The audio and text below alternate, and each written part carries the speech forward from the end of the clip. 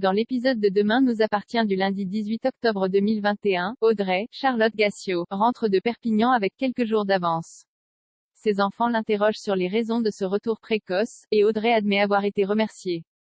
Elle prétend avoir eu des divergences de point de vue avec sa patronne, mais Lizzie, Juliette Maliba, comprend que sa mère a tenté d'imposer sa vision des choses.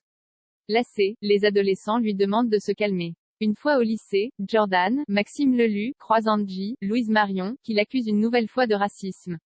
Agacé, l'adolescent perd son calme et l'accuse de racisme anti-blanc, ce qui force Lizzie à s'interposer.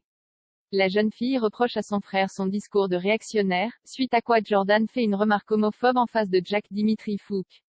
Blessé, ce dernier quitte les lieux.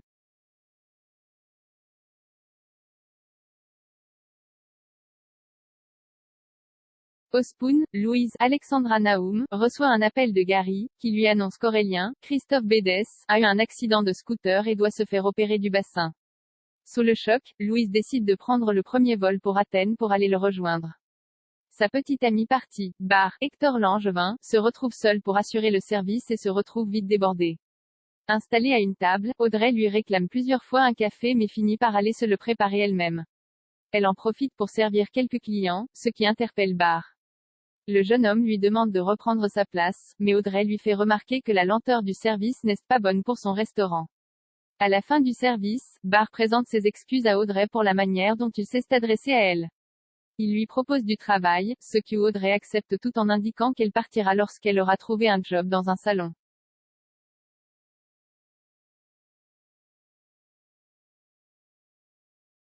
Suite à leur altercation de la semaine précédente, Jordan et Jaya, Nastasia Kruge, sont convoqués par le haut, Emmanuel Moir.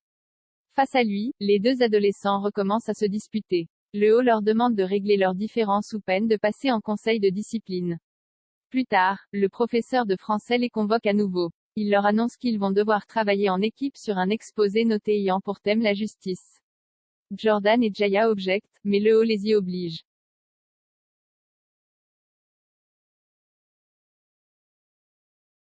Victoire a une vision révélatrice, Judith entre en contact avec Roxane.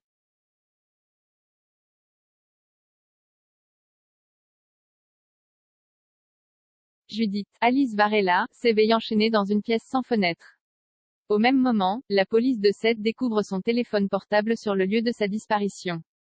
Karim, Sami Garbi, fait remarquer à Martin, Franck Monsigny, que le mode opératoire de l'enlèvement est le même que pour Roxane, Raphaël Volkov, mais le commandant s'interroge.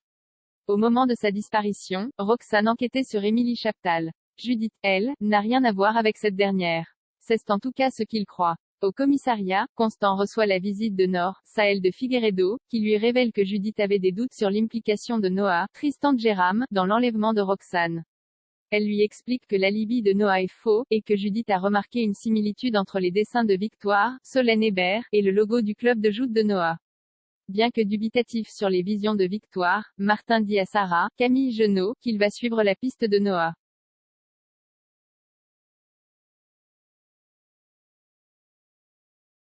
Plus tard, Noah est convoqué pour un nouvel interrogatoire. Martin lui annonce que son alibi ne tient pas, et Noah admet qu'en effet, il se trouvait sur le parc à Huîtres le soir de la disparition de Roxane. Personne n'étant en mesure de le confirmer, Martin lui met la pression pour obtenir des aveux. En larmes, Noah lui explique qu'il aime Judith, et affirme ne rien avoir à voir avec sa disparition. Au même moment, Alexandre Brasseur, et Chloé, Ingrid Chauvin, arrivent au commissariat. Ils tombent sur Yvan, Jean-Louis Tribe, qui reproche à Alex d'avoir raconté des mensonges sur son fils. Quand le père de Noah se met à insulter Judith, Alex sort de ses gonds et en vient aux mains. Martin intervient pour les séparer, mais Yvan ne redescend pas. Il accuse Alex d'avoir tendu un piège à Noah et maintient que ce dernier n'a rien à voir dans les disparitions survenues à Sète.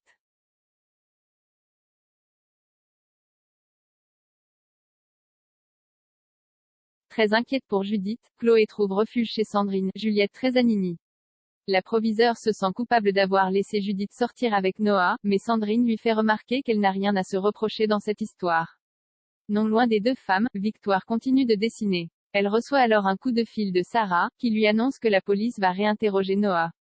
Rassurée, Victoire demande à Sarah de la rejoindre sur le pont de la Savonnerie. Une fois sur les lieux, Victoire explique à Sarah être à la recherche d'un cabane mystérieuse qu'elle n'arrête pas de dessiner. La jeune femme a alors une nouvelle vision, dans laquelle Emily crie le prénom d'une certaine Asia. Au même moment, Judith entend du bruit dans la pièce d'à côté. Elle frappe au mur pour se faire entendre, et réussit à attirer l'attention de Roxane. On découvre alors que les deux jeunes femmes sont captives dans la cabane qu'a dessinée Victoire.